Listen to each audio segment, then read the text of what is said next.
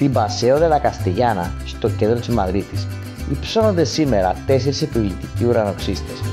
Ελάχιστοι όμως γνωρίζουν πως στο ίδιο αυτό σημείο βρισκόταν κάποτε το προπονητικό κέντρο της Real Madrid, η ιστορική Ciudad Deportiva. Εδώ, στη σκιά αυτών των πύργων, έκαναν καθημερινά προπόνηση μερικοί από τους σπουδαιότερους παίκτες της εποχής τους, ο Ραούλ, ο Κασίλιας, ο Ρομπέρτο Κάρλος.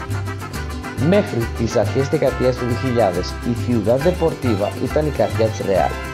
Όμως το 2001 ο σύλλογος συμφώνησε με τον τότε δήμαρχο της Μαδρίτης και τον πρόεδρο της περιφέρειας για την αλλαγή χρήσης της γης.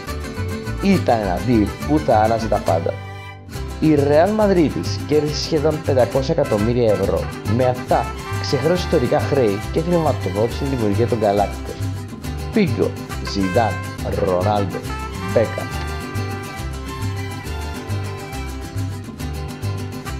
Ο σύλλογος κατήχε 2 από τους 4 ουρανοξύστες που υψώθηκαν αργότερα εδώ. Τις πούλησε στην OHL και η Repsol. Επίσης είχε το 60% της τρίτης που πέρασε στη μούτρα μαδριλένια.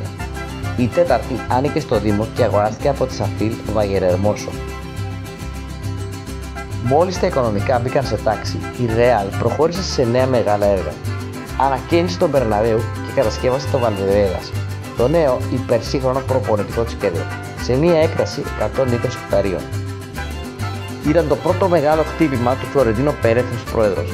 Με όραμα και πολιτικές διασυνδέσεις και έτυχε μια συνήθιστα συμφέρουσα συμφωνία με τις αρχές της πόλης. Ένα deal που μετέτρεψε το αστικό τοπίο της Μαδρίτης και έθεσε τα θεμέλια για τη σύγχρονη Real, οικονομικά σταθερή, φιλόδοξη, παγκόσμια. Η παλιά Ciudad Deportiva δεν υπάρχει πια. Όμως εδώ, στο κέντρο της ισπανικής πρωτεύουσας, γράφτηκε ένα από τα πιο σημαντικά κεφάλαια στην σύγχρονη ιστορία της Real Madrid.